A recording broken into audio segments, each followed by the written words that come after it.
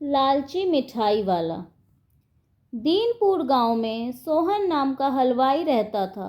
वह खूब बढ़िया और स्वादिष्ट मिठाइयाँ बनाने के लिए जाना जाता था। इसी वजह से उसकी दुकान पूरे गांव में मशहूर थी। पूरा गांव उसी की दुकान से मिठाई खरीदता था। वह और उसकी पत्नी मिलकर शुद्ध देसी घी में मिठाई बनाते थे। इससे मिठाइयाँ काफ़ी अच्छी और स्वादिष्ट बनती थीं। हर रोज़ शाम होते होते उसकी सारी मिठाइयाँ बिक जाती थी और वह अच्छा मुनाफा भी कमा लेता था। मिठाइयों से जैसे ही आमदनी बढ़ने लगी, सोहन के मन में और पैसा कमाने का लालच आने लग गया। अपने इसी लालच के चलते उसे एक तरकीब सूझी। वह शहर गया और वहाँ से एक दो चुंबक के टुकड़े लेकर आ गया। उसे टुकड़े को उसने अपने तराजू के नीचे लगा दिया। इसके बाद एक नया ग्राहक आया जिसने सोहन के पास से 1 किलो जलेबी खरीदी। इस बार तराजू में चुंबक लगाने की वजह से सोहन को अधिक मुनाफा हुआ। उसने अपनी इस तरकीब के बारे में अपनी पत्नी को भी बताया, लेकिन उसकी पत्नी को सोहन की यह चालाकी अच्छी नहीं लगी। उसने सोहन को समझाया कि उसे अपने ग्राहकों के साथ इस तरह की धोखेबाजी नहीं करनी चाहिए, लेकिन सोहन ने अपनी पत्नी की बात बिल्कुल भी नहीं मानी।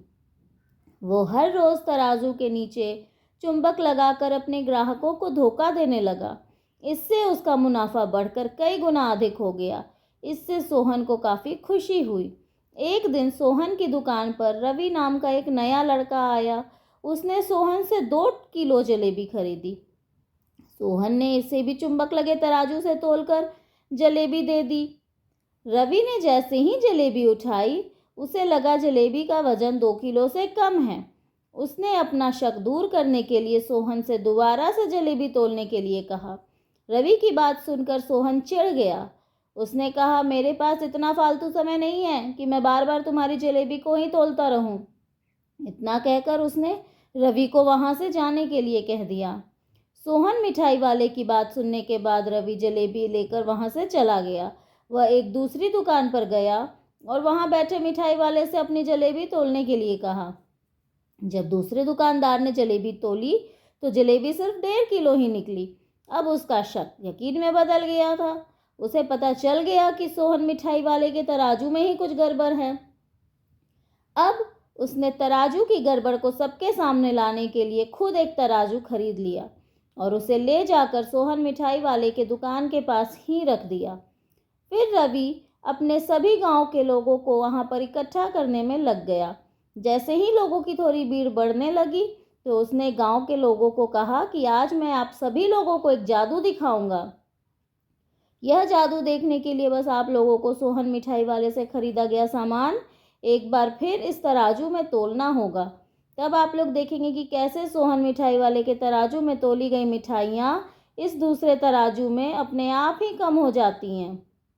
कुछ देर बाद एक दो लोग मिठाई लेकर रवि के पास पहुँचे तो उसने एक एक करके ऐसा दिखाया करके। इसके बाद सोहन के दुकान से जिसने भी मिठाई खरीदी थी सभी ने रवि के तराजू में तोल कर देखा तो सबकी मिठाइयाँ 250 ग्राम से लेकर आधा किलो तक कम निकली। यह देखकर लोगों को काफ़ी हैरानी हुई। अपनी दुकान के पास ही यह सब होता देख सोहन मिठाई वाला रवि को झगड़ा करने लगा। उसने लोगों को बताया कि रवि यह सब नाटक कर रहा है। अपनी बात को सही साबित करने के लिए रवि सीधे सोहन मिठाई वाले का तराजू लेकर आया और तराजू में लगा चुंबक निकाल कर सबको दिखाने लगा। यह देखकर गांव वालों को बहुत गुस्सा आया। सबने मिलकर उस लालची मिठाई वाले को खूब मारा। अब उस लालची मिठाई वाले को अपने लालच और उसके कारण की गई गलत हरकतों पर पछतावा हो रहा था। उसने अपने गांव के सभी लोगों से माफ़ी मांगी और वादा भी किया कि भविष्य में वो ऐसा कोई भी जालसाजी नहीं करेगा। तो बच्चों, इस कहानी से हमें क्या शिक्षा मिलती है? इस कहानी से हमें यह शिक्षा मिलती है कि लालच बुरी बला है और हमेशा अपना काम ईमानदारी से करना चाहिए। तो कैसी लगी आज की कहानी? Okay, bye bye.